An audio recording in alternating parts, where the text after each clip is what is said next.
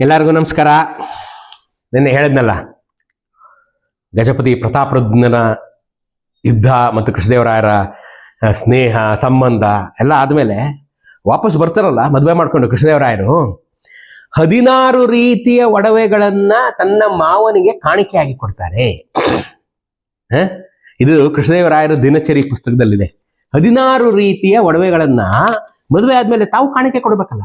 ಇವನು ಒರಿಸ್ಸಾದಲ್ಲಿ ದಕ್ಷಿಣ ದಿಕ್ಕಿಗಿದ್ದ ಅರ್ಧ ರಾಜ್ಯವನ್ನೆಲ್ಲ ಕೃಷ್ಣದೇವರಾಯರಿಗೆ ವರದಕ್ಷಿಣೆ ರೂಪದಲ್ಲಿ ಕೊಟ್ಟ ಅಂತ ನಾನು ಹೇಳಿಲ್ವೆ. ಅದಕ್ಕೆ ಪ್ರತಿಯಾಗಿ ಕೃಷ್ಣದೇವರಾಯರು ತಮ್ಮ ವಿಜಯನಗರದಲ್ಲಿ ತಾವೇ ಮಾಡಿಸಿ ಹೊಸದಾಗಿ ಕಸ್ಟಮೈಸ್ಡ್ 16 ರೀತಿಯ ಒಡವೆಗಳು ತಾಳೆಗರೆಯಲ್ಲಿ ಬರೆದಿದ್ದಾರೆ. ಒಂದು ಬೆಣ್ಣೆ ಮುದ್ದೆಯ ಕಂಠಮಾಲೆ.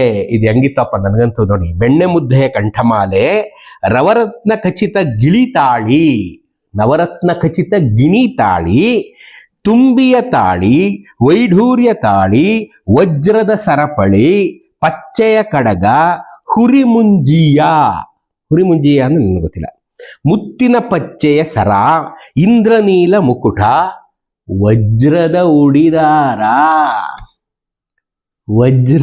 ಉಡಿದಾರ ಕಣ್ರಿ. ನೋಡ್ರಿ ಹೆಂಗಿತ್ತು ಸಂಪತ್ ನಮ್ಮ ಹತ್ರ. ವಜ್ರದ ಉಡಿದಾರ, ಕೆಂಪುಗಳ ಜವದಾಡೆ, ಬಹುಶಃ ಅದಂತ ಸರ ಇರ್ಬೋದು, ಮುತ್ತಿನ ಕಾಲು ಪೆಂಡೆ, ವಜ್ರಗಳ ಬಾಹುಪುರಿ, ಇದು ದೊಡ್ಡ ಮುತ್ತುಗಳ ಅಡ್ಡಗತ್ತಿ, ದೊಡ್ಡ ಮುತ್ತುಗಳನ್ನ ಹಾಕಿ ಒಂದು ಅಡ್ಡಗತ್ತಿ, ನವರತ್ನ ಹೆರಿಗೆ, ನವರತ್ನ ಸಿಂಹಲಲಾಟ, ಇಲ್ಲಿ ಕಟ್ಕೊತಿದ್ರಲ್ಲ ರಾಜರು, ಅದು ಮುತ್ತುಗಳ ಮೊಗರಂಬ. ಇವುಗಳ ಬೆಲೆ ಕೃಷ್ಣದೇವರಾಯನ ಕಾಲಕ್ಕೆ 64 ಲಕ್ಷ ವರಹಗಳು.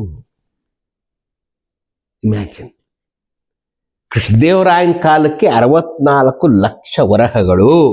ಇದು 16 ರೀತಿಯ ಆಭರಣಗಳನ್ನ ಈ ಪುಣ್ಯಾತ್ಮ ತನ್ನ ಮಾವನಿಗೆ ಗಿಫ್ಟ್ ಆಗಿ ಕೊಡ್ತಾರ್ರಿ. ನೋಡ್ರಿ,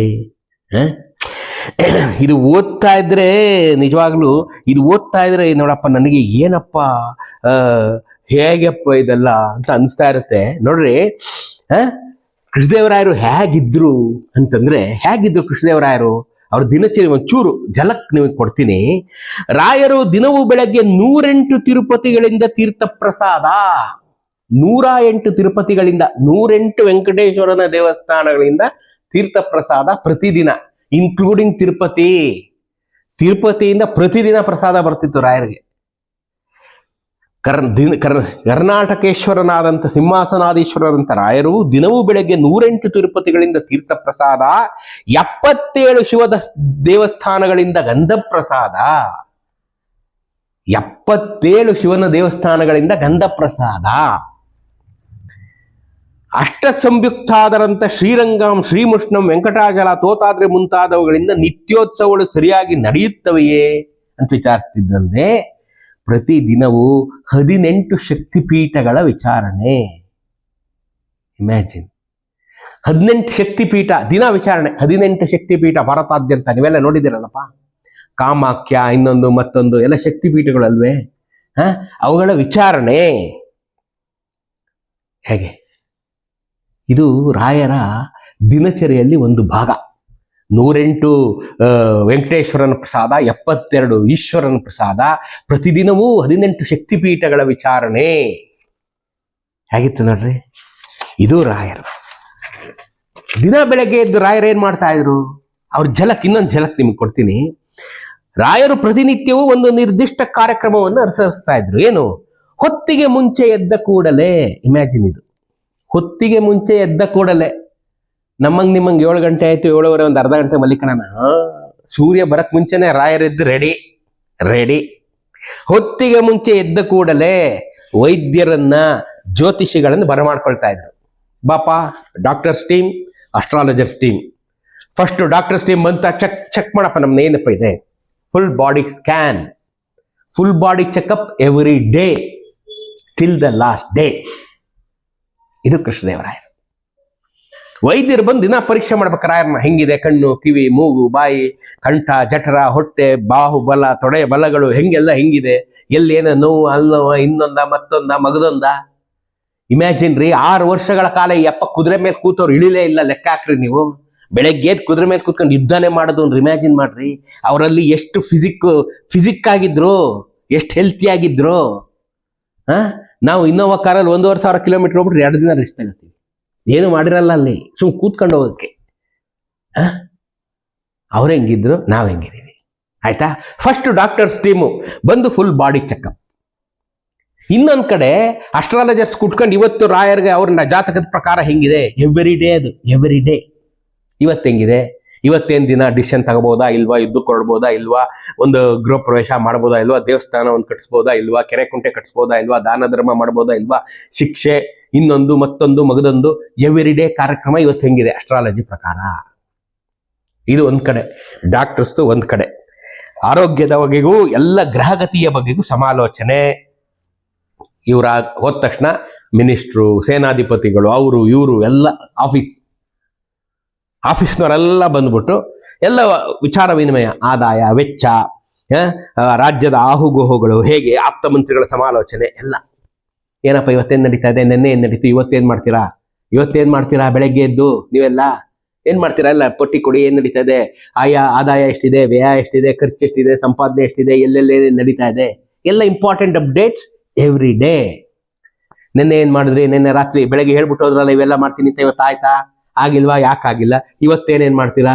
ಸೊ ಈ ತರ ಇದೆಲ್ಲ ಆದ್ಮೇಲೆ ಡಾಕ್ಟರ್ಸ್ ಬಂದೋದ್ರು, ಜ್ಯೋತಿಷಿಗಳು ಬಂದೋದ್ರು, ಮಿನಿಸ್ಟರ್ಸ್ ಅವರೆಲ್ಲ ಬಂದೋದ್ರು. ಕುಳಿತುಕೊಂಡು ಅಂಗಮರ್ದನ, ಫುಲ್ ಮಸಾಜ್, ಬಾಡಿ ಮಸಾಜ್ ಆಯ್ತಾ. ಬಾಡಿ ಮಸಾಜ್ ಮಾಡಿಸ್ಕೊಂಡ್ಮೇಲೆ ಮೈ ಕೈಗೆಲ್ಲ ಎಣ್ಣೆ ಹಚ್ಕೊಂಡು ಗರಡಿಯಲ್ಲಿ ಸಾಮು ನೋಡ್ರಿ, ಗರಡಿಯಲ್ಲಿ ಸಾಮು ಇವರೆಲ್ಲ ಬೆಳಗ್ಗೆ ಬಂದು ಹೋಗ್ಬಿಟ್ಮೇಲೆ ಎಣ್ಣೆ ಹಚ್ಕೊಂಡು ಗರಡಿಲಿ ಫುಲ್ ಸಾಮ್ ಮಾಡಿ, ಕುಸ್ತಿ ಮಾಡಿ, ಎಕ್ಸಸೈಸ್ ಮಾಡಿ ಎಲ್ಲ ಮಾಡಿದ ಮೇಲೆ ಮಾಂಸ ಮಾಡ್ತಾನಲ್ಲ ಅವನು ಬರೋಕ್ಕೆ ಕೇಳೋದು. ಮಾಂಸ ಸಪ್ಲೈ ಮಾಡ್ತಾನಪ್ಪ, ಚಿಕನ್ನು, ಮಟನ್ನು, ಫಿಶು ಎಲ್ಲ ಅರಮನೆಗೆ ಸಪ್ಲೈ ಮಾಡ್ತಾನಲ್ಲ ಅವನು ಬಂದ್ಬಿಟ್ಮೇಲೆ, ಇವತ್ತಿನ ಮಾಂಸ ಏನ್ ತಂದಿದ್ಯಾಪ್ಪ, ಅದ್ರದಲ್ಲಿ ಗುಣಮಟ್ಟ ತಗೋಬಾ, certificate, where is the certificate, ನೀ ಕೊಟ್ಟಿದ್ದೆಲ್ಲ ತಿನ್ನಂಗಿಲ್ಲಪ್ಪ ಅಲ್ವಾ, ಇದು Krishnadevaraya, where is the certificate, ಉತ್ತಮ ಗುಣಮಟ್ಟದ ಮಾಂಸ ತಂದಿದ್ಯಾ ಅಂತ ಅವನು ಚೆಕ್ ಮಾಡಿ, ಅವನು ಏನೇನು ಇವತ್ತು ತಂದಿದ್ಯಾ, ಯಾವ್ಯಾವ ತಂದಿದ್ಯಾ, ಇವತ್ತು ಏನು ಫ್ರೆಶ್ ಮೀನ್ ಸಿಕ್ತಾ, ಮಟನ್ ಸಿಕ್ತಾ, ಚಿಕನ್ ಸಿಕ್ತಾ, ಏನ್ ಸಿಕ್ತು, ಬಾತುಕೋಳಿ ಸಿಕ್ತಾ, ಏನೇನ್ ಸಿಕ್ತಾ ಎಲ್ಲ ಮಾಡ್ಕೊಂಡು ಇವನ್ ತಂದಿರೋದ್ ಮೇಲೆ ನೆಕ್ಸ್ಟ್ ಅಡುಗೆ ಮನೆಗೆ ಹೋಗೋದು. ನೆಕ್ಸ್ಟ್ ರಾಯರು ಏನು ಡಿಶ್ ಇವತ್ತು, ವಾಟ್ ಇಸ್ ದ ಡಿಶ್, ನೋಡಪ್ಪ ಇಲ್ಲಿ ಬಂದಿದೆ, ಇವತ್ತು ಫಿಶ್ ಬಂದಿದೆ, ಮಟನ್ ಬಂದಿದೆ, ಆಹಾರ ತರಕಾರಿಗಳು ಅವು ಇವು ಬಂದಿದೆ, ಏನ್ ಡಿಶ್ ಮಾಡ್ತೀರಾ, ಕಮಾನ್ ಟೆಲ್ ಮೀ. ಏನ್ರಿ ಮಜಾ ನೋಡ್ರಿ, ಹೆಂಗ್ರಿ ಇವೆಲ್ಲ. ಮಾಂಸವನ್ನು ಸರಬರಾಜು ಮಾಡುವವರೊಂದಿಗೆ ಅದರ ಗುಣಮಟ್ಟವನ್ನು ವಿಚಾರಿಸಿ, ನೆಕ್ಸ್ಟ್ ಅಡಿಗೆ ಮಾಡುವವರೊಂದಿಗೆ ಅಂದು ತಯಾರಿಸಬೇಕಾದ ತಿಂಡಿ ತಿನಿಸುಗಳ ಪಟ್ಟಿ. ಹೆಂಗೆ ಎಲ್ಲ dish menu ready, every day customize menu, fresh menu. ನಿಮ್ಮಂಗೆ ಫ್ರಿಜ್ಜಲ್ಲಿ ಇಟ್ಬಿಟ್ಟು ನಾಳೆ ಬೆಳಗ್ಗೆ ಅದನ್ನೇ ಬಿಸಿ ಮಾಡ್ಕೊಂತೀನಿ, ನೋ ಚಾನ್ಸ್ಗಳು. ಅದಕ್ಕೆ ನೀವು ಹಿಂಗಾಗಿರೋದು ಕಣ್ರಿ, ಹೊಟ್ಟೆ ಬಿಟ್ಕೊಂಡು ಏದಸ್ರು ಬಿಟ್ಕೊಂಡು. ಇದಾಯ್ತಾ? ಇದೆಲ್ಲ ಆದ್ಮೇಲೆ ಊಟ ತಿಂಡಿ ಎಲ್ಲ ಆಗಿ ಎಲ್ಲ ಆದ್ಮೇಲೆ ಮಧ್ಯಾಹ್ನದ ವೇಳೆಯಲ್ಲಿ ದೇವತಾರ್ಚನೆ ಇದೆಲ್ಲ ಮಾಡಿ, ಸಾಮ್ ಮಾಡಿ, ಎಲ್ಲ ಮಾಡಿ, ಫ್ರೆಶ್ ಮೆನು ಎಲ್ಲ ರೆಡಿ ಆದ್ಮೇಲೆ ಕ್ಲೀನಾಗಿ ಊಟ ಗೀಟ ಮಾಡಿದ್ಮೇಲೆ ಸ್ನಾನ ಮಾಡಿ ಫ್ರೆಶ್ ಆಗಿ ಮಡಿಯಾಗಿ ದೇವರ ಸೇವೆ. ಆಮೇಲೆ ಹಿರಿಯರು, ಸಾಧು ಸಂತರು, ಧರ್ಮಾಧಿಕಾರಿಗಳು ಇವ್ರ ಜೊತೆ ಕಾಲ, ಸ್ಪಿರಿಚುವಲ್ ಟೈಮ್. ಬೆಳಗ್ಗೆಲ್ಲ ಮುಗೀತು, ಡಾಕ್ಟ್ರು ಬಂದ್ರು, ಜ್ಯೋತಿಷಿದವ್ರು ಬಂದ್ರು, ಮಾಂಸ ಮಾರೋನ್ ಬಂದ, ಮಿನಿಸ್ಟರ್ಗಳು ಬಂದ್ರು, ಎಲ್ಲ ಆಯ್ತು. ಮೈಗೆ ಎಣ್ಣೆಸ್ಕೊಂಡ, ಸಾಮ್ ಮಾಡ್ದ, ಎಕ್ಸಸೈಸ್ ಮಾಡ್ದ, ಎಲ್ಲ ಆದ್ಮೇಲೆ ಅಡುಗೆಯವ್ರು ಬಂದ್ರು, ಮೆನು ಆಯ್ತು, ಅಡುಗೆ ಆಯ್ತು, ಊಟನೂ ಆಯ್ತು, ಎಲ್ಲ ಆದ್ಮೇಲೆ ರಿಲ್ಯಾಕ್ಸ್. ಆಮೇಲೆ ಸ್ನಾನ ಮಾಡಿ ಮಡಿಯಾಗಿ ದೇವ್ರ ಪೂಜೆಗೆ ಸ್ವಾಮಿ ನಮ್ಮಪ್ಪ ಅಂತ ನೋಡ್ಕೊಂಡು, ಆಮೇಲೆ ಸಾಧು ಸಂತರು, ಧರ್ಮಾಧಿಕಾರಿಗಳು ಅವಳ ಜೊತೆ ಸಮಯ ವಿನ ಏನಪ್ಪ ಹಿಂಗ್ ನಡೀತಾ ಇದೆ ಲೈಫು, ಏನ್ ಕತೆ ಎಲ್ಲ. ಇದಾದ್ಮೇಲೆ ಭೋಜನಾನಂತರ, ಇದೆಲ್ಲ ಆದ್ಮೇಲೆ ಭೋಜನ. ಅರ್ಥ ಆಯ್ತಾ?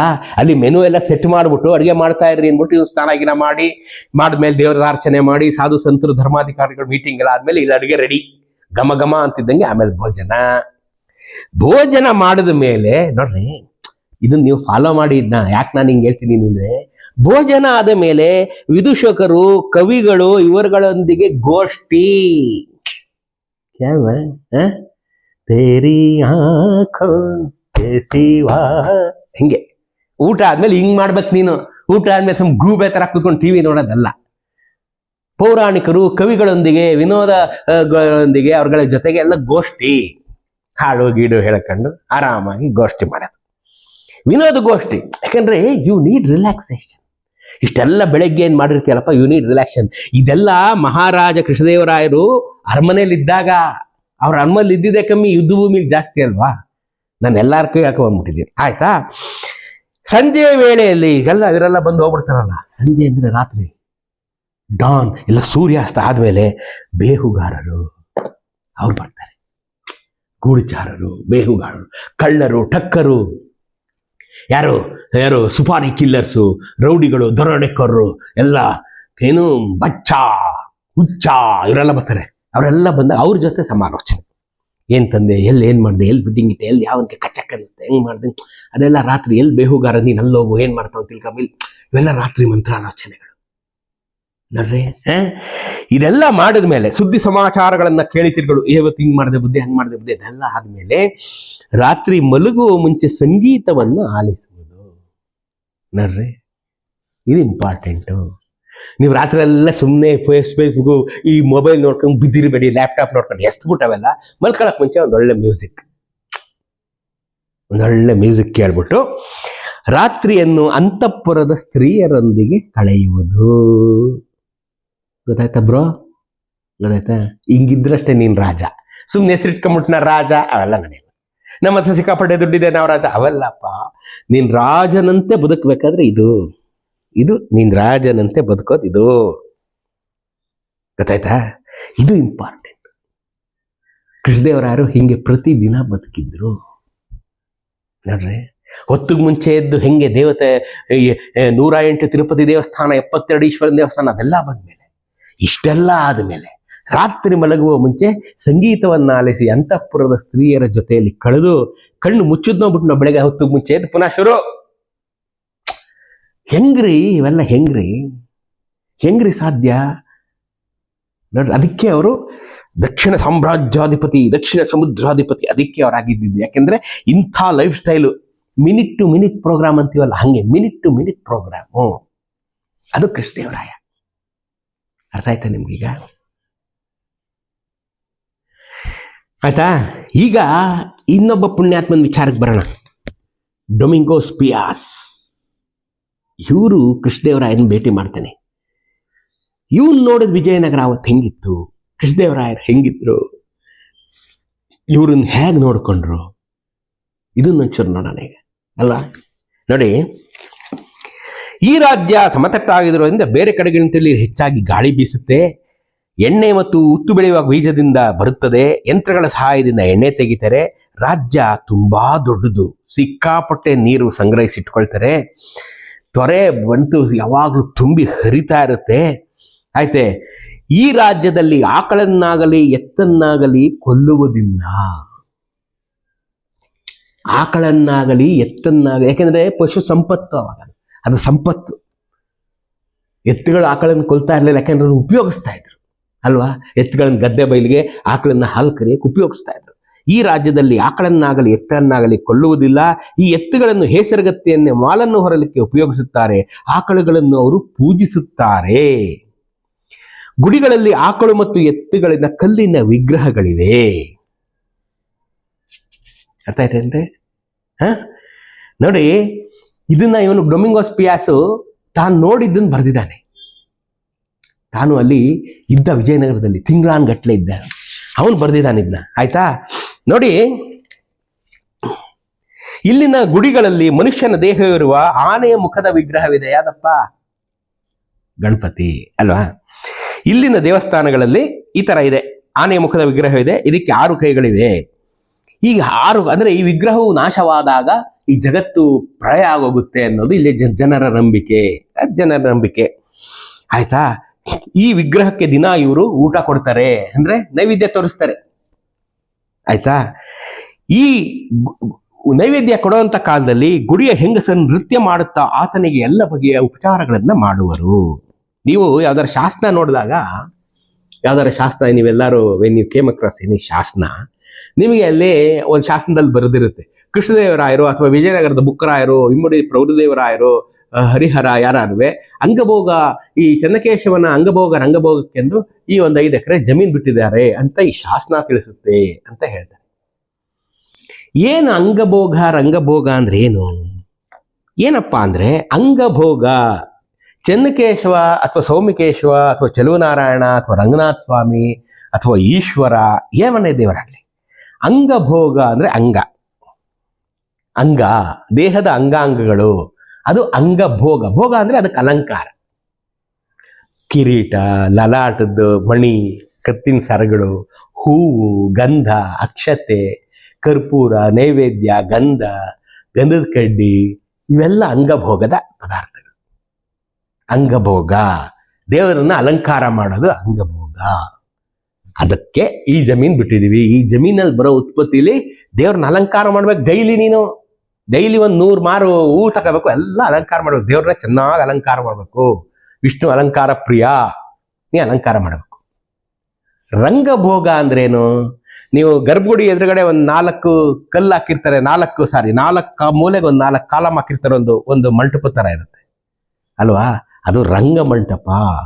ಅಲ್ಲಿ ಈ ದೇವ್ರ ಸೇವೆ ನಡೀತಿರ್ತಲ್ಲ, ನೈವೇದ್ಯ, ಪ್ರಸಾದ, ಅಲಂಕಾರ, ಅವಾಗ ಇಲ್ಲಿ ಡ್ಯಾನ್ಸ್ ಮಾಡ್ತಾ ಇರ್ತಾರೆ ಹೆಣ್ಮಕ್ಳು. ಅಲ್ಲಿ ಡ್ಯಾನ್ಸು, ಸಂಗೀತ, ಕಚೇರಿ, ಹರಿಕತೆ, ಏನು ಧರ್ಮವನ್ನು ಪ್ರಚಾರ ಮಾಡುವಂಥದ್ದು, ಉಪನ್ಯಾಸ, ಇವೆಲ್ಲ ರಂಗಭೋಗ. ದೇವರು ಖುಷಿ ಆಗುತ್ತೆ. ದೇವರು ಕೂತ್ಕೊಂಡು ನೋಡ್ತಾರೆ, ದೇವ್ರು ನೋಡ್ತಿರ್ತಾರೆ, ಡ್ಯಾನ್ಸ್ ಮಾಡ್ತಿರ್ತಾರೆ, ಸಂಗೀತ ಹಾಡ್ತಿರ್ತಾರೆ, ಕಚೇರಿ ನಡೆಸ್ತಾ ಇರ್ತಾರೆ, ಜುಗಲ್ಬಂದಿ ನಡೀತಾ ಇರುತ್ತೆ. ಅದು ರಂಗಭೋಗ. ಅಂಗಭೋಗ, ರಂಗಭೋಗ. ಗೊತ್ತಾಯ್ತಾ? ಈ ರಂಗಭೋಗನ ಇವನು ವರ್ಣನೆ ಮಾಡ್ತಾನೆ. ಇದೆಲ್ಲ ನಡೆಯುವಾಗ ದೇವರಿಗೆ ಇಲ್ಲಿನ ಹೆಂಗಸರು ನೃತ್ಯ ಮಾಡುತ್ತಾ ಅವನಿಗೆ ಎಲ್ಲ ಉಪಚಾರವನ್ನು ಮಾಡುವರು.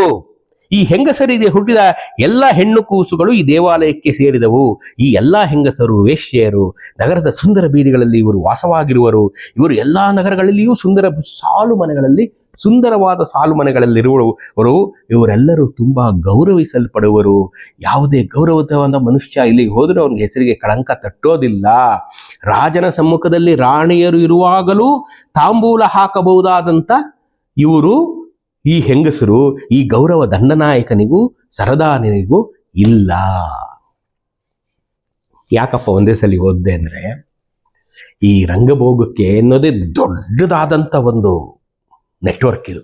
ರಂಗಭೋಗ ಅನ್ನೋದು, ರಂಗಭೋಗಕ್ಕೆ ಒಬ್ಬಳು ಲೀಡರ್ ಇರೋಳು, ಅವಳು ಹೆಣ್ಣು ಮಕ್ಕಳನ್ನು ಸೇರಿಸ್ಕೊಳ್ಳೋರು, ಹೆಣ್ಣು ಮಕ್ಕಳು ಬಂದು ಸೇರ್ಕೊಳ್ಳೋರು, ಅಥವಾ ಅಲ್ಲೇ ಸೇರ್ಕೊಂಡಂಥ ಹೆಣ್ಣು ಮಕ್ಕಳಿಗೆ ಹುಟ್ಟಿದಂಥ ಮಕ್ಕಳು ಎಲ್ಲ ಅಲ್ಲೇ ಅದೊಂದು ದೊಡ್ಡದಾಗಿ ಡೆವಲಪ್ ಆಗೋದು. ಈ ಲೀಡರ್ ಇರ್ತಾ ಇದ್ಲಲ್ಲ, ಈ ರಂಗಭೋಗದ ಲೀಡರು, ಈ ದೇವದಾಸಿಯರು ಅಂತ ನಾವು ಕರಿತೀವಲ್ಲ, ಆ ದೇವದಾಸಿ ಅನ್ನೋದು ಎಂಥ ಸ್ಟ್ಯಾಂಡರ್ಡ್ ಆಗಿತ್ತು ಅಂದರೆ, ಒಂದು ಸೈನ್ಯಾಧಿಕಾರಿಗಿಂತ ಮಿಗಿಲಾದ ಒಂದು ಮಿನಿಸ್ಟರ್ಗಿಂತನೂ ಮಿಗಿಲಾದ ಒಂದು ಸ್ಥಾನಮಾನ ಇವಳಿಗಿತ್ತು ದೇವದಾಸಿಗೆ. ಯಾವತ್ತು ರಾಯರ ಹತ್ರ, ಕೃಷ್ಣದೇವರಾಯರ ಹತ್ರ, ಅಥವಾ ಎಲ್ಲ ವಿಜಯನಗರದ ಅರಸರ ಹತ್ರ. ಅವಳು ರಾಜನ ಮುಂದೆ ಕೂತು, ಆ ತಟ್ಟೆಯಲ್ಲಿ, ರಾಜನ ಮುಂದೆ ಇರತಕ್ಕಂಥ ತಟ್ಟೆಯಲ್ಲಿ ತಗೊಂಡು ಒಂದು ತಾಂಬೂಲ ರೆಡಿ ಮಾಡಿ ರಾಜನಿಗೂ ಕೊಟ್ಟು, ತಾನು ಒಂದು ತಾಂಬೂಲವನ್ನು ತಿನ್ನುವ ಅಧಿಕಾರ ಇದ್ದಿದ್ದು ಇವಳಿಗೆ ಮಾತ್ರ. ಅದು ಇರೋದು ರಾಣಿಯರಿಗೆ ಮಾತ್ರ, ಅದು ರಾಣಿಯರಿಗೆ ಮಾತ್ರ. ರಾಣಿ ಪಕ್ಕದಲ್ಲಿ ಕೂತಿದ್ದಾಗಿಯೂ ಸಹ, ರಾಜನ ಹೆಂಡತಿ ಪಟ್ಟದ ರಾಣಿ ಪಟ್ಟದಲ್ಲೇ ರಾಜನ ಪಕ್ಕ ಕೂತಿದ್ರು, ರಾಜನ ಪಕ್ಕ, ಕೃಷ್ಣದೇವರಾಯರ ಪಕ್ಕ. ಚಿನ್ನಾದೇವಿನೇ ಕೂತಿರ್ಲಿ, ಇವರೇ ಕೂತಿರ್ಲಿ, ಅವ್ರು ಕೂತಿದ್ರು ಸಹ ಇವರು ಆ ಚಿನ್ನದ ಹರಿವಾಣ, ಬೆಳ್ಳಿಯ ಹರಿವಾಣದಲ್ಲಿ ಏನು ಪಾನ್ ಇರ್ತಾ ಇತ್ತು, ಆ ಪಾನ್ ರೆಡಿ ಮಾಡಿ ತಾನು ತಿಂತಾ ಇದ್ರು, ರೆಡಿ ಮಾಡಿ ರಾಜನಿಗೂ ಕೊಡ್ತಾ ಇದ್ರು. ಆ ಒಂದು ಫ್ರೀಡಮ್ ಇರ್ತಾ ಇತ್ತು. ರಾಜನ ಜೊತೆಗೆ ಪಾನ್ ಹಾಕುವಂತ ಅಧಿಕಾರ ಇವಳಿಗಿರ್ತಾ ಇತ್ತು. ಇವಳು ಹೇಳಿದ್ದನ್ನ ಕೃಷ್ಣದೇವರಾಯರು ಎಂದು ತೆಗೆದು ಹಾಕ್ತಾ ಇರಲಿಲ್ಲ. ಅಷ್ಟು ಇವಳ ಮಾತಲ್ಲಿ ಒಂದು ಅಧಿಕಾರ ಇರ್ತಾ ಇತ್ತು. ಆವಾಗ ದೇವದಾಸಿಯರ ಮನೆಗೆ ಯಾರಾದ್ರೂ ಪುರುಷರು ಹೋಗ್ತಾರೆ ಅಂದ್ರೆ ಅವ್ರ ಗೌರವ, ಇಷ್ಟು ಇನ್ಫ್ಲೂಯೆನ್ಸ್ ಇರೋಳ ಮನೆಗೆ ಹೋಗ್ತಾನಲ್ಲಪ್ಪ ಇವನು ಅಂತ, ಅದು ನೆಕ್ಸ್ಟ್ ಲೆವೆಲ್. ಅವಳು ಇಟ್ಸ್ ಲೈಕ್, ಅವರೆಲ್ಲ ದೇವದಾಸಿಯರೆಲ್ಲ ಪ್ರಾಸ್ಟಿಟ್ಯೂಟ್ಸ್ ಅಂತ ಇವ್ರು ಬರೆದಿದ್ದಾನೆ. ಹೌದು, ಅವರೆಲ್ಲ ಪ್ರಾಸ್ಟಿಟ್ಯೂಟ್ಸ್. ಆದರೆ ಖಾಲಿ ಪೋಲಿಗಳು ಹೋಗಂಗಿರ್ಲಿಲ್ಲ ಅಲ್ಲಿಗೆ. ದೊಡ್ಡ ದೊಡ್ಡ ಅಧಿಕಾರಸ್ಥರು, ದೊಡ್ಡ ದೊಡ್ಡ ಹುದ್ದೆಗಳಲ್ಲಿರೋರು ಅವ್ರು ಹೋಗೋರು. ಅವ್ರಿಗೆ ಹೋಗೋರ್ಗೂ ಎಲ್ಲ ಈ ಗೌರವ ಇರೋದು ನೋಡ್ರಿ. ಅಂದ್ರೆ ಇದು ನಾನು ನಿಮ್ಗೆ ಜನಜೀವನ ಹೇಗಿತ್ತು ಆ ಕಾಲದಲ್ಲಿ ಅನ್ನೋದನ್ನ ನಾನು ನಿಮ್ಗೆ ಹೇಳ್ತಾ ಇದ್ದೀನಿ. ಅದಕ್ಕೆ 9 ಗಂಟೆ ಆದ ತಕ್ಷಣ ಸೈರನ್, ಎಲ್ಲ ಹೋಗಪ್ಪ ಮನೆಯೊಳಗೆ ಹೋಗಪ್ಪ, ಎಲ್ಲ ತಾಚಿ ಮಾಡ್ಕೊಳ್ರಿ. ಈಗ ಬರ್ತಾನೆ ದುಡ್ಡಿರೋನು, ದುಡ್ಡಿನ ಚೀಲ ಹಿಡ್ಕೊಂಡ್ ಬರ್ತಾನೆ. ಇನ್ನೊಂದು ಜಗತ್ತು ಅನಾವರಣಗೊಳ್ಳುತ್ತೆ ವಿಜಯನಗರದಲ್ಲಿ, ಇಡೀ ಭಾರತದಲ್ಲಿ ರೀ. ಅದ್ಭುತವಾದಂಥದ್ದು ಇದು. ಅದ್ಭುತವಾದಂಥ ಒಂದು ಜಗತ್ತು. ನೀವೊಂದು ವೆಬ್ ಸೀರೀಸ್ ನೋಡಿದ್ದೀರಾ? ಯಾವುದೋ ಇದು ಬಂದಿತ್ತು, ಹಿಂದಿನಲ್ಲಿ ಒಂದು ವೆಬ್ ಸೀರೀಸ್ ಬಂದಿತ್ತು ಮೊನ್ನೆ. ನಮ್ಮ ಇವನ್ ತೆಗ್ದಿದ್ದ ಸಂಜಯ್ ಲೀಲಾ ಬನ್ಸಾಲಿ ಆ ವೆಬ್ ಸೀರೀಸ್ ತೆಗ್ದಿದ್ದ. ನನಗೆ ಅದು ನೆನಪು ಬರ್ತಾ ಇಲ್ಲ. ಅದು ನೆನಪಿಗೆ ಬಂದರೆ ಹೇಳ್ತೀನಿ ನಾನು ಆ ವೆಬ್ ಸೀರೀಸ್. ಅದು ನೋಡಿಲ್ದೇ ಇದ್ರೆ ನೋಡಿ, ನೀವು ಇವರು ಬದುಕು ಹೇಗಿರ್ತಾ ಇತ್ತು ಅನ್ನೋದನ್ನು ಭಾಳ ಅದ್ಭುತವಾಗಿ ತೋರಿಸಿದ್ದಾನೆ. ಭಾಳ ಚೆನ್ನಾಗಿದೆ. ಆವಾಗ ಅಂದರೆ ಅವರು ಮುಘಲ್ಸ್ ಕಾಲದಲ್ಲಿ ಅದೆಲ್ಲ ಬಂದಾಗ ಇದೆಲ್ಲ ಬಂದ್ಬಿಟ್ಟಿರುತ್ತೆ. ಆಗ ಬ್ರಿಟಿಷರು ಬಂದು ಇನ್ನೇನು ಸ್ವಾತಂತ್ರ್ಯ ಬರೋವಂಥ ಕಾಲ, ಅದು ದುರಿತ ಕಾಲಘಟ್ಟ. ಇವರು ವೇಶ್ಯಾವೃತ್ತಿ ಹೇಗಿರ್ತಾ ಇತ್ತು ಅಂತ ಅಂಥದ್ದೊಂದು ವೆಬ್ ಸೀರೀಸ್ ಭಾಳ ಚೆನ್ನಾಗಿ ತೆಗೆದಿದ್ದಾನೆ ಸಂಜಯ್ ಲೀಲಾ ಬನ್ಸಾಲಿ. ಹೀರಾಮಂಡಿ ಅಂತ ಒಂದು ವೆಬ್ ಸೀರೀಸ್ ಇದೆ, ಬಹಳ ಸೊಗಸಾಗಿ ತೋರಿಸಿದ್ದಾನೆ ಸಂಜಯ್ ಲೀಲಾ ಬನ್ಸಾಲಿ. ನೀವು ಅದನ್ನ ನೋಡ್ಬಿಟ್ರೆ ನೀವು ವಿಜಯನಗರ ಕಾಲದಲ್ಲಿ ವಿಜಯನಗರ ಕಾಲದಲ್ಲಿ ವೇಶ್ಯಾವೃತ್ತಿ ಎಷ್ಟು ಉತ್ಕೃಷ್ಟ ಮಟ್ಟದಲ್ಲಿತ್ತು, ದೇವದಾಸಿಯರು ಅಂದ್ರೆ ಯಾವ ಲೆವೆಲಲ್ಲಿ ಇರ್ತಾ ಇದ್ರು ಅನ್ನೋದನ್ನ ನೀವು ಕಣ್ಣಿಗೆ ನೀವು ಕಟ್ಕೊಂಡ್ಬಿಡ್ತೀರಿ ನೀವು. ಅದೇ ಅವನು ಹೀರಾಮಂಡಿಯಲ್ಲಿ ತೆಗ್ದಿರೋದು. ಅದನ್ನೇ ಈ ಡೊಮಿಂಗೋಸ್ ಪಿಯಾಸ್ ಹೇಳೋದು.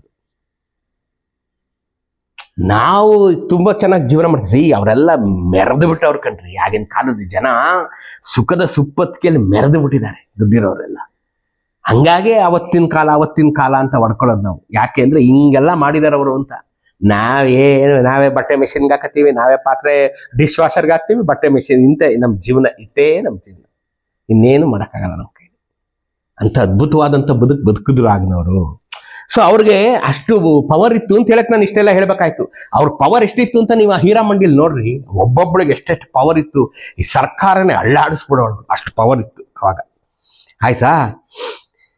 ಈ ಅಡಿಕೆಯು ತುಂಬಾ ಕಠಿಣವಾಗಿರುವುದು, ಎಲೆ ದಪ್ಪಗಿತ್ತು. ಮೋಸ್ಟ್ಲಿ ಬನಾರಸಿ ಪಾನ್ ಇರಬೇಕು, ಅದಕ್ಕೆ ಎಲೆಯು ದಪ್ಪಗಿರುವುದು ಮತ್ತು ಅಡಿಕೆಯು ತುಂಬಾ ಕಠಿಣವಾಗಿರುವುದು. ಆಯ್ತಾ? ಅದರ ವಾಸನೆ ತುಂಬಾ ಒಳ್ಳೆಯದು ಮತ್ತು ಆರೋಗ್ಯಕ್ಕೆ ಹಿತಕಾರಿಯು. ಮಾಂಸ ತಿನ್ನುವವರು ಗೋಮಾಂಸ ಮತ್ತು ಹಂದಿಯ ಮಾಂಸವನ್ನು ಬಿಟ್ಟು ಮಿಕ್ಕೆಲ್ಲ ಮಾಂಸವನ್ನು ತಿನ್ನುತ್ತಾರೆ. ಇವನ್ನ ಅಬ್ಸರ್ವ್ ಮಾಡೋ ಪ್ರಕಾರ ಮಾಂಸ ತಿನ್ನೋ ಜನ ಗೋಮಾಂಸ ಮತ್ತು ಹಂದಿ ಮಾಂಸ ತಿಂದ್ಬಿಟ್ಟು ಮಿಕ್ಕಿದೆಲ್ಲ ಗೋಮಾಂಸ ಹಂದಿ ಮಾಂಸ ಬಿಟ್ಟು ಮಿಕ್ಕಿದೆಲ್ಲ ಮಾಂಸ ತಿಂತಾರೆ. ಆದರೆ ಸಾಮಾನ್ಯವಾಗಿ ಎಲ್ಲರೂ ಈ ಎಲೆ ಅಡಿಕೆಯನ್ನು ದಿನವೆಲ್ಲ ತಿನ್ನುವರು. ಆ ತಿಂದು ಪಿಚಿಕ್ ಅಂತ ಉಗಿದು ಅದೆಷ್ಟೆಷ್ಟು ಬಡತವೋ ಎಲ್ಲ ಮಾಡಿರವೋ ಈಗಲೂ ನೀವು ನೋಡೋದು ಗೊತ್ತಾಗ್ತದೆ. ಇಡೀ ಬೆಂಗಳೂರು ತುಂಬಾ ಪಿಚ್ಕಾರಿ. ಅದೆಲ್ಲ ಶತಮಾನಗಳಿಂದ ಬಂದೈತ್ರಿ. ದಿನ ಎಲ್ಲ ತಿಂತಾ ಇದ್ರು, ಮತ್ತೆ ಉಗಿಬೇಡ್ವೇನ್ರಿ ಅದನ್ನ, ದಿನ ಎಲ್ಲ ತಿಂತಾ ಇದ್ರು ಅಂತ ಈ ಡೊಮಿಂಗೋಸ್ ಪಿಯಾಸ್ ಬರೀತಂಕಂಡ್ರಿ. ನೋಡ್ರಿ ಹೆಂಗೆ ಜನಜೀವನ. ನಾವ್ಯಾವತ್ತು ನಾವೇನ್ ತಿಳ್ಕೊತೀವಿ, ನಾವೇ ಇದೆಲ್ಲ ಫ್ರೆಶ್ ಆಗಿ ಮಾಡ್ತಾ ಇದ್ವಿ. ನಮ್ಮಪ್ಪ ಇದ್ದ, ಅವರಪ್ಪ ಇದ್ದ, ನಮ್ಗಿಂತ 10 ಪಟ್ಟು 100 ಪಟ್ಟು ಇದನ್ನೆಲ್ಲ ಮಾಡಿ ಬಿಸಾಕ್ ಹೋಗಿದ್ದಾನೆ. ನಾವೇನು ಇಲ್ಲ ಅಂತ ಹೇಳಕ್ಕಿಲ್ಲ ಅಷ್ಟೇ. ಅರ್ಥ ಆಯ್ತಾ? ಈಗ ಅವನಿಲ್ಲಿ ಬ್ರಾಹ್ಮಣರ ಬಗ್ಗೆ ಬರೀತಾನೆ. ಈ ಬ್ರಾಹ್ಮಣರು ನಮ್ಮಲ್ಲಿ ಫಿಯರಸ್ಗಳಂತೆ ಪವಿತ್ರರು. ಅಂದ್ರೆ ಅವರಲ್ಲಿ ಈ ಪೋರ್ಚುಗೀಸಲ್ಲಿ ಅವರು ಪಾದ್ರಿಗಳು ಯಾರು ನೆಕ್ಸ್ಟ್ ಲೆವೆಲ್ ಇರ್ಬೋದು, ಅವರಂತೆ ಪವಿತ್ರರು. ದೇವಸ್ಥಾನಗಳಲ್ಲಿರುವ ವಿದ್ವಾಂಸ ಬ್ರಾಹ್ಮಣರ ಬಗ್ಗೆ ನಾನು ಹೇಳ್ತಾ ಇರೋದು. ಯಾಕೆಂದ್ರೆ ಕೆಲವು ಬ್ರಾಹ್ಮಣರು ರಾಜನ ಸ್ಥಾನದಲ್ಲಿ ಅಧಿಕಾರಿಗಳಾಗಿದ್ರು, ವ್ಯಾಪಾರಿಗಳಾಗಿದ್ರು, ಹೊಲಗದ್ದೆಯನ್ನು ಉತ್ತುವ ಬೇಸಾಯಗಾರ ಬ್ರಾಹ್ಮಣರು ಇದ್ರು ಅಂತ ಬರೀತಾನೆ ನಾನು. ಅಂದ್ರೆ ಬ್ರಾಹ್ಮಣರಲ್ಲಿ ಎಷ್ಟೊಂದು ಕ್ಯಾಟಗರಿ ಇತ್ತು. ಎಲ್ಲರೂ ಹೋಗಿ ದೇವಸ್ಥಾನದಲ್ಲಿ ಪೂಜೆ ಮಾಡ್ತಿರಲಿಲ್ಲ. ದೇವಸ್ಥಾನದಲ್ಲಿ ಪೂಜೆ ಮಾಡುವಂತ ಬ್ರಾಹ್ಮಣರು ಮಾತ್ರ ದೇ ಆರ್ ದ ಟಾಪ್. ಹೈರಾರ್ಕಿಯಲ್ಲಿ ಅವರೇ ಟಾಪ್. ಮಿಗ್ದಂತೆ ಬೇಸಾಯ ಮಾಡೋ ಬ್ರಾಹ್ಮಣರಿದ್ರು, ಅಧಿಕಾರಿ ವರ್ಗದ ಬ್ರಾಹ್ಮಣರಿದ್ರು, ಮಂತ್ರಿಗಳಾಗಿದ್ದಂಥ ಬ್ರಾಹ್ಮಣರಿದ್ರು, ವ್ಯಾಪಾರಿಗಳಾಗಿದ್ದಂಥ ಬ್ರಾಹ್ಮಣರು ಇದ್ರು ಅಂತ ಬರೀತಾನೆ ನೋಡ್ರಿ. ಆಯ್ತಾ? ಗುಡಿಯಲ್ಲಿರುವ ಬ್ರಾಹ್ಮಣರು ವಿದ್ಯಾವಂತರು, ಅವರು ಮಾಂಸವನ್ನು ಎಂದಿಗೂ ಮುಟ್ಟರು. ಗುಡಿಯಲ್ಲಿದ್ದಂಥ ಬ್ರಾಹ್ಮಣರು ಎಂದಿಗೂ ಮುಟ್ಟರು. ಯಾವ ಮಾಂಸ? ಅವನು ಏನ್ ಹೇಳ್ತಾನೆ ಗೊತ್ತಾ ಮುಂದುವರೆದು, ಅಷ್ಟೇ ಯಾಕೆ ರಕ್ತದಂತೆ ಕೆಂಪಾಗಿರುವ ಯಾವುದೇ ಆಹಾರವನ್ನು ಸಹ ಅವರು ಮುಟ್ಟರು. ಕೆಂಪಿಗಿರೋದನ್ನ ಯಾವುದನ್ನು ತಿಂತಾ ಇರ್ಲಿಲ್ಲ ಅವರು. ಮಾಂಸ ನೆಕ್ಸ್ಟ್ ಆಯ್ತು ಮಾತು, ಕೆಂಪಿಗಿರೋ ರಕ್ತದ ತರ ಕಾಣೋದನ್ನೇ ತಿಂತಾ ಇರ್ಲಿಲ್ಲ ಅವರು. ದೇವರನ್ನು ಪೂಜಿಸುವ ಬ್ರಾಹ್ಮಣರು ಬರೀ ಕೇವಲ ಸಸ್ಯಾಹಾರಿಗಳಾಗಿ ತರಕಾರಿಯನ್ನು ಅನ್ನವನ್ನು ಮಾತ್ರವೇ ತಿನ್ನುವರು. ದೇವರನ್ನು ಪೂಜಿಸುವಂತ ಬ್ರಾಹ್ಮಣರು ತರಕಾರಿ ಅನ್ನ ಮಾತ್ರ ತಿನ್ನೋರು. ಅವರೆಲ್ಲರೂ ಗೃಹಸ್ಥರು. ಅವರ ಹೆಂಡತಿಯು ಸದಾ ಒಳಗಡೆ ಇರುವಂಥವ್ರು. ಬ್ರಾಹ್ಮಣರ ಗಂಡು ಹೆಣ್ಣು ಮಕ್ಕಳು ಕೆಂಪನೇ ಜನಗಳು. You can make the difference very easily. ಆಗಲೂ ನಾ ಡಿಫರೆನ್ಸ್ ಮೇಕ್ ಮಾಡಿದ್ದೇನೆ. ಬ್ರಾಹ್ಮಣರ ಮಕ್ಕಳು, ಗಂಡು ಹೆಣ್ಣು ಮಕ್ಕಳು ಈ ನಾಡಿನ ಕೆಂಪು ಬಣ್ಣದ ಜನಗಳು. ಬೇರೆ ಜನಾಂಗದಲ್ಲಿ ಗೌರವರ್ಣವನ್ನು ಕಾಣೆವು. ಆಯ್ತಾ? ಇವ್ರನ್ನ ನೀವು ವಿಭಿನ್ನವಾದ ಜೀವನ ಶೈಲಿಯನ್ನು ನಡೆಸುವವರು. ಅಫ್ಕೋರ್ಸ್ ಈಗ ಪೌರೋಹಿತ್ಯ ಮಾಡೋರು ವಿಭಿನ್ನವಾದ ಜೀವನ ಶೈಲಿನೇ. ಬೇಸಾಯ ಮಾಡೋನ್ಗೂ ಪೌರೋಹಿತ್ಯ ಮಾಡೋನ್ಗೂ ಒಂದೇನೆ. ಅವರು ವಿಭಿನ್ನವಾದ ಜೀವನ ಶೈಲಿಯನ್ನು ನಡೆಸುವವರು. ರಾಯನು ಇವರಿಗೆ ತುಂಬಾನೇ ಗೌರವವನ್ನು ಕೊಡುತ್ತಾರೆ. ಕೃಷ್ಣದೇವರಾಯರು ತುಂಬ ಗೌರವ ಕೊಡ್ತಾ ಇದ್ರು ಬ್ರಾಹ್ಮಣರಿಗೆ. ಅಂದ್ರೆ ಯಾರಿಗೆ ಪೂಜೆ ಮಾಡೋರಿಗೆ ಅಂತ ಇವರಿಷ್ಟೆಲ್ಲ ವಾಟ್ ಈ ಡೊಮಿಂಗೋಸ್ ಪಿಯಾಸ್ ಏನು ಅಬ್ಸರ್ವ್ ಮಾಡಿದ್ದಾನೆ ಅಂದ್ರೆ, ಪೂಜೆ ಮಾಡೋರನ್ನ ತುಂಬಾ ಸರ್ವಶ್ರೇಷ್ಠರು, ಅವರು ಮಾಂಸವನ್ನು ಎಂದಿಗೂ ಮುಟ್ಟರು, ಕೆಂಪನೆಯ ಅನ್ನವನ್ನು ಸಹ ಮುಟ್ಟರು, ತರಕಾರಿಯನ್ನ ತಿನ್ಕೊಂಡು ಜೀವನ ಮಾಡ್ಕೊಂಡಿದ್ದಾರೆ, ಬಹಳ ಸಾತ್ವಿಕವಾಗಿದ್ದಾರೆ. ರಾಜರನ್ನ ಇವ್ರ ಮೇಲೆ ತುಂಬಾ ಗೌರವ ಇರೋ ಕಂಡ್ರೆ ಮಹಾರಾಜರಿಗೆ, ಕೃಷ್ಣದೇವರಾಯರು. ಚೆನ್ನಾಯ್ತಲ್ರಿ. ಅವತ್ತಿನ ವಿಜಯನಗರ ಒಂದ್ಸಲಿ ನಾವೆಲ್ಲ ಹೋಗಿ ಬಂದ್ಬಿಡೋಣ ಅನ್ಸುತ್ತೆ ಕಣ್ರಿ, ಅಲ್ವಾ? ಮಿಕ್ಕಿದ್ ನಾಳೆ ಹೇಳ್ತೀನಿ.